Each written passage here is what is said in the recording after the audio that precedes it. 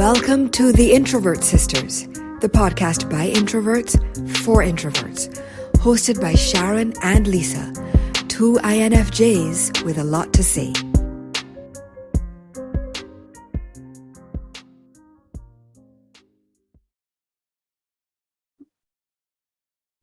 Hi, I'm Sharon. And I'm Lisa. And together, we're the Introvert Sisters. Welcome to our podcast. Welcome to our podcast. Welcome to our podcast. I don't know why I sing it. And today we are talking about, we're going to talk about Zoom again. But before we get into that, let's do our the bane of our uniting existence separately. So sis, what have you been up to? Well, lots of stuff. It's sort of like everything and nothing all at once. It feels as if we've gotten into Q4 or close to Q4 and into Q4, and everybody's trying to get everything done, Yes. before the year ends, Yeah. right? So anyway, one of the things I'm doing, actually I will have done by the time this airs, is a former colleague of mine, Larry Gray, hi Larry, if you're listening, invited me to participate in a women's empowerment conference. And so what is kind of cool about it, right, is that, well, you and I obviously, we do a lot of activism stuff, right? Yes, this is true. And so I'm sure that you're expecting to hear Yes. that this is about activism, but it's not. it is not. Okay, tell me more. So it is actually about, it is like my women's, it is my Reiki master side. Oh, how exciting! You're excited about it? Is this going to be your first Reiki presentation? It's my first Reiki related presentation. Oh, wow. And I'm super, super excited. It's all, and actually, when things align, right? Mm-hmm. So Larry, I think messaged me on, I don't remember, Instagram or LinkedIn or something, and said, hey, I have this great idea. This conference is coming up. I think it'd be great for it. Because as you know, I've been doing these I am affirmations on my social media, on TikTok and Instagram particularly, and a little bit of YouTube, but I have to build that out. Long story, you can't do everything, but I've been doing these I am affirmations, and people have really been responding. So I think that's what he saw, and the name of the conference is actually called I Am. I know. Wow, what synergy. Complete synergy. And so I, my presentation, without revealing too much, although of course, like I said, by the time this airs, it will be over, right? It will have taken place. Okay. But the presentation is obviously about empowerment and helping people, remember their magnificence, and, so I'm bringing in some Reiki, some affirmations, some meditation. And it is good to explore that side, I can't, for me, which I think I've mentioned before in one of our previous episodes, I cannot stay in the activism space 24/7 because it takes so much out of you. And so it's a good break. We say all the time that, we're not a monolith. There are many sides to our being. And it's interesting that you should say that, because Mommy and I are, by the time this airs, will have had our first Reiki class since COVID. I admit to a little bit of trepidation. Yes. But, we have found a space that allows people to stay spaced out. We have so a barn, right? Somebody who has a really big house and living room right. and porch. Right? Yes. Spread out. We will have masks, we will have face shields, we will have sanitizer everywhere. Right. Yes, and we'll see how it goes. So no doubt we may talk about that on a future episode. Oh, absolutely. Yeah. It's great. And it's great that both of us are now, after a year and a half and more probably at this point of being almost solely focused on activism. It's great because the Reiki stuff and the energy stuff actually preceded the activism. So it's good Yes. to get back into it and merge it with everything else that we're doing. Yes, yes, yes. And yeah, apart from that, again, by the time this episode airs, I guess I'll have been back from England for a month. As you know, we went to settle your niece into her new university and, catch up with friends and family and, Oh, you know, how's Nisi you Poo know, doing? she's doing good. She's doing good. And, as putting on our other hat, England has its problems, but I'm still a serious Anglophile, Right. Nothing wrong. I mean, shoot, it's the Yeah. land of your birth. There's nothing wrong with that. And so I enjoyed the experience of being back there. I have, however, discovered that winter and England are no longer going to be in my future. My visits will definitely have to be summer ones. Right. As we age, the What hormones don't cope well with the reduced temperatures. what were the temperatures like in, I don't know if you know But them you're in going to both laugh Celsius and Fahrenheit. because they What? were having a great September with temperatures of in the low 20s and high teens. Ew. But when you're used to 29 to 33, Right. it's a big difference. Anyway. Huge difference. Anyway. So what did you enjoy most being back Well, there? okay, apart from friends and family, which were the top thing, Of course. just the feeling of endless space and possibility, the choice that was available to you in terms of everything. Right. Reconnected with some of my favorite snacks. Unmelted. I was going to ask about food because food is important. Unmelted Cadbury's Dairy Milk. Oh, emphasis on the unmelted because they do not survive in Barbados. For those who don't know, yes, we have, obviously we have access to chocolate in Barbados and the Caribbean. But depending on how it has been transported, sometimes it may be a little melted around the edges and then reformed. And sometimes, if you don't get it home quickly enough from the supermarket, you literally have to put it down and hope that it comes back into shape, but it doesn't always. And so, I'm sure that messes with the flavor. I'm sure that messes with the flavor. So yes, so that was that. And so let us get on to our main topic of conversation. Now, we have talked about this before. We have talked about Zoom calls before, but what sparked this particular episode was that I saw a post on Facebook where someone was saying, as a teacher and presenter, it is really hard to be faced with a bunch of black squares. Because you can't see anybody's reaction. You feel like you're talking into a void. It is really, really rough. And so I started to think about that from say, a different point of view from ours for a little while. Yeah, right. Because we have said many a time that we are 100% team cameras off. Absolutely. Just from an introversion perspective. Yes. But of course, thinking about it from, we've both done presentations. And you were a lecturer as well. Yes.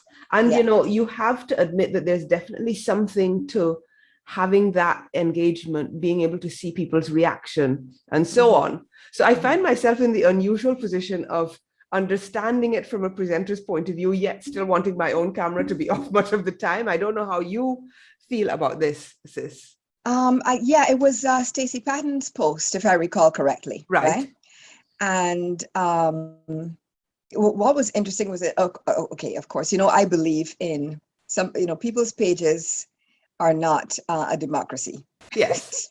Right? Oh, yeah. And so you are stating your opinion on your page. Yes. And though discussion is important, I don't know that it is necessarily the place to try and badger somebody, about their opinion. And what I found disturbing was there were a lot of people who were basically bullying and badgering her for saying, I thought in a I don't know, she was respectful and emotive, and you could actually I could hear or read and sense the distress behind what she was writing. Yes, and it really made me stop and rethink my position, even as an introvert. Right.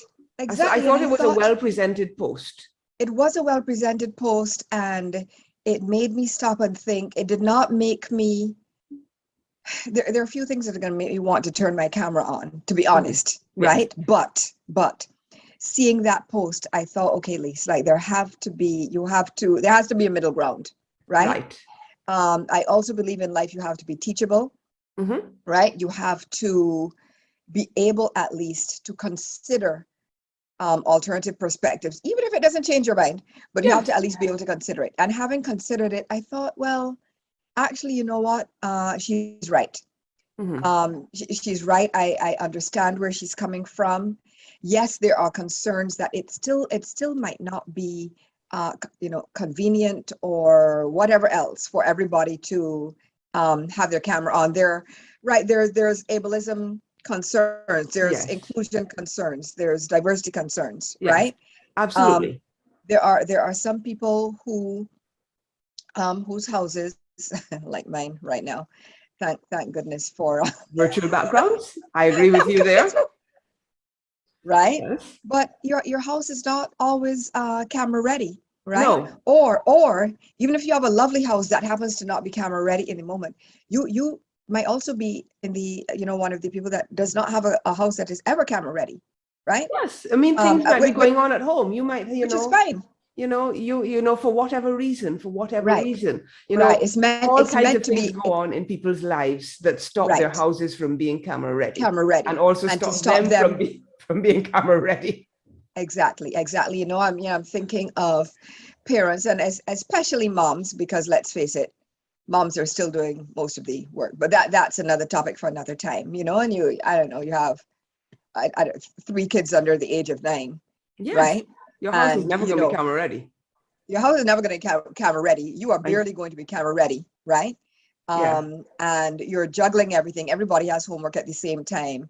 The littlest one wants to be in your lap while you're doing your presentation. You understand. What's a woman to do, right? What's a woman to do? And so it's not always convenient. But again, having seen that post, it made me more aware, because you and I are definitely getting to the point where we're making more and more presentations. Yes. And I can definitely see where she's coming from in terms of some kind of feedback would be nice. Yes, I agree. Yeah, so I get that. I do. At the same time, I don't ever want to feel like I'm in a position where I have to have my camera on whether I want to have it on or not. I like to feel that I have the choice. Yes. I don't want it to be a mandatory cameras on situation, say for a meeting or something like that. I want it to be a cameras off is fine, put on your camera if you want to situation. Right. That seems fairer to different personality types. Yes. And abilities. And abilities. And abilities. Yes. I think that for the most part, meetings are different from presentations, teaching and presentations. I believe, right? Yes. I mean, I don't know about you. A lot of my meetings is just like one person is talking or one person is presenting. Yeah. Their slides, right? Yeah. And there isn't a lot of it's sort of like old school lecturing. The lecturer is at the virtual podium. You're lecturing, you listen, period. That's how most meetings are, right? There's not that much discussion. Or if there's discussion, it is tabled until, let's say, the end of the meeting. So at that point, if you want to discuss and you want to you want to interact, you can turn your camera on, your mic on at that point. But that's different than what she's describing, which is a sort of more of an interactive, more interplay, more interaction, right? Between teacher and student. And cameras on for that would be ideal. And I think it makes a difference at what stage of your relationship with your audience you are. For example, if you are teaching a class all year round, right? And it's the first couple of sessions, you probably want the cameras on to get to know people, get a feel for their personality. Once you have a feel for their personality, possibly cameras off will be fine. at Yeah, least some of yeah, the time. yeah. In a one-off presentation situation, you know, I kind of speak from two perspectives, because I will not ever judge anyone for wanting their camera off. Honestly. Yes, agreed. I equally would not It's want to do painful. a presentation where everyone had their camera off. I feel like I need to see a couple of faces just to have someone to connect with. It's very Right, hard to connect with, letters on a black background, say in a right, Zoom call, right. right? Unless you already Yeah. know the person. Mm-hmm. So that's kind of where I'm coming from with that. Yeah. And another, I don't know if it was in that same post or a follow-up post after, again, having been bullied on her own page for stating her opinion, which was not Which is was wrong. not inherently harmful to anybody. But I think she did a follow-up post, and she basically said, look, there's also that, these same students, these same black squares, right, will come to you, at the end of a semester or at the end of a school year and ask you for a referral or recommendation or whatever it's called, right? And you're like, I don't know who you are. You're a black square. We have never spoken. We have never spoken. I don't know your face. I barely, like, if somebody's, let's say their Zoom, is their initials. Yes. Don't know your face. Don't know your name. Never seen you. Never interacted. You have That's a never. good point. Never contributed in class, but now you want a favor from me. What am I going to write about you? Because I don't know you. And by the way, your work was C standard. So I don't know if she said that. That might be my addition, but you understand the point. Yeah, well. It's like, what are you talking about? Like, you absolutely cannot get a referral. Like, I don't know who I'm. It would be a lie, right? Yes, So I think it must be hard for teachers. It must be hard for teachers. Now, if you were still a lecturer now, and it was that kind of case where, this this non-entity, this black square, this great unknown asked you for a referral, would you provide it? Would you say, I mean, of course, I'm sure she would couch it nicely. I'm afraid I can't. Whatever, not in a position to. You think you would or you wouldn't? I would only be able to provide a referral based on the work that I had received and not on their personality. In other words, I would not be able to make it more interesting. You see, I having given these referrals before, some of it is about the work and some of it is about the personality and the person and all this kind of thing. So in those circumstances, had I been faced with a black square all year, I probably would not be able to give a well-rounded referral of the type I would prefer to give. I would have to stick to the facts that I knew. Yes. Right? Yeah. I think that's where I would be on that. So yes, it really, I mean, we've been pretty adamant all along that cameras are on, mandatory cameras on was a bad thing. That, and her post really made me rethink that position. Yes, it really made me rethink that position. I am not so entrenched in my own ideas that I can't say that I was wrong. Exactly. I don't think I was wrong about it in every case, but I think I can definitely see that in a teaching and presentation situation, that it is hard for the presenter to connect with the audience if all that presenter can see is black squares. Yes, and bring it back to the Reiki thing for right. It is actually an exchange of energy.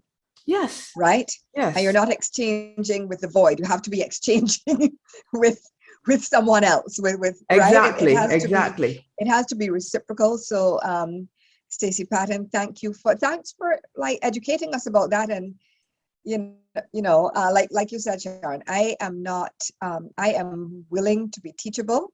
Yes. I am definitely still cameras off whenever I can get away with it.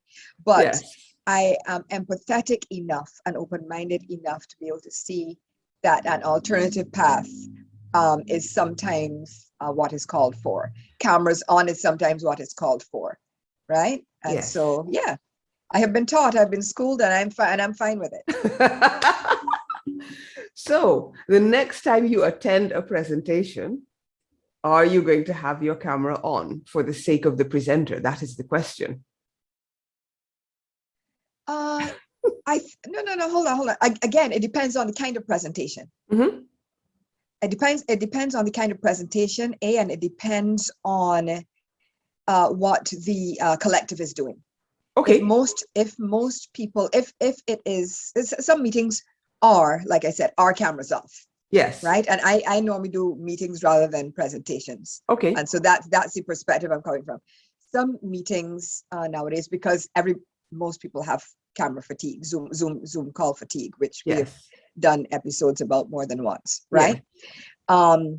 In those situations, if it's a cameras off thing, like you don't obviously want to be the only person with your camera on, because then that's weird, right? Yes. For a presentation, which I actually attended one a couple of weekends ago, which was lovely. We'll talk about that another time. But yeah, I actually what I did, it was a small presentation, a small group. Mm-hmm. What I did was I explained to the presenter, I said, if you would like, we had a discussion. I said, if you would like me to, I will turn my camera on, right? I would prefer to have it off because I am exhausted. You know, I literally just came out of another presentation. Mm-hmm. However, I understand what it is like. If you know, as a presenter, if you would like me to, I will absolutely and joyfully turn it on. If it is okay with you for me to have it off, I will leave it off. So please let me know what you prefer. So I had that discussion, right? Yes. And what was the response? She said, "Oh, it's absolutely fine if you leave it off." Mm-hmm. She said, "But it's just a few of us, so you know." I don't think she said, "Will you participate?" It wasn't like that harsh, but she said, "No, it's fine. We just need to have discussion, and that's okay." So you know, every time there was a question, you know, I put my hand up, I made input, I participated, I discussed, right? I provided my perspective, and so although my camera was off, I was extremely active, right? For a bigger group. I think I will, I'll start to make it a practice to turn my camera on. Wow. Based on, that's huge, sis. That's huge.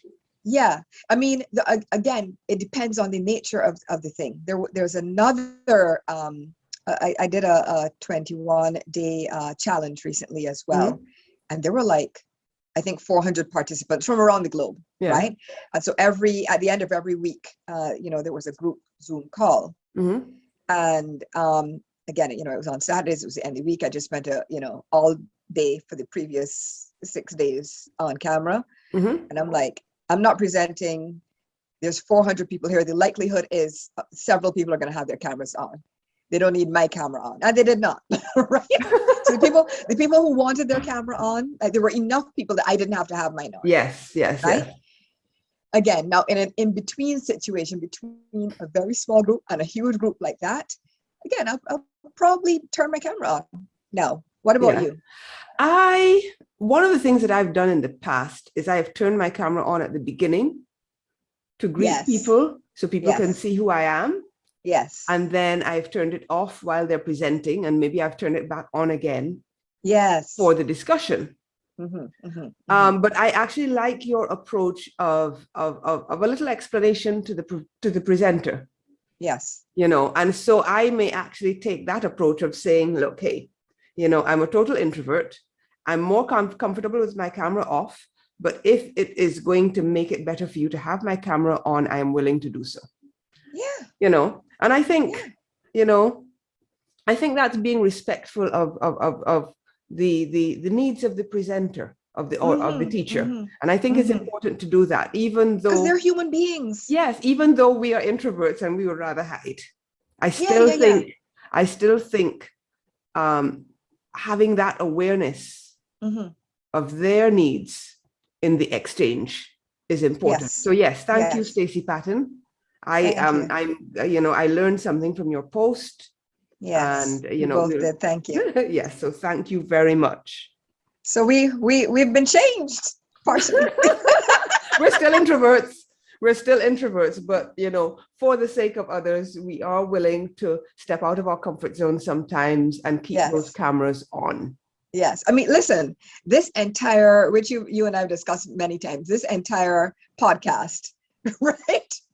It's us stepping out of our comfort zone. Yes. Because remember, even with this, we started 100% cameras off all the time, right? We did. And now most of our episodes, not all, right? But most of them are cameras on. Yes. Yeah. So, you know, Progress. introverts of the world, it can be done. Yes. It can Think be of done. others. It can be done. You know, try to, you know, handle it in a way that allows you to be comfortable. But, you know, I think it's good for us to think of others as well. So I think that wraps up this episode of the Introvert Sisters. Thank you for being with us, and we will catch you next time. Bye.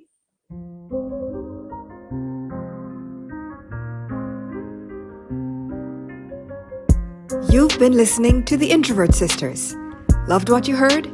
You can catch all our episodes on Apple Podcasts, Spotify, SoundCloud, and all other major platforms. Subscribe, rate, and write a review. Find us online at theintrovertsisters.com and follow us on Instagram and Facebook at The Introvert Sisters. See you next time. Peace.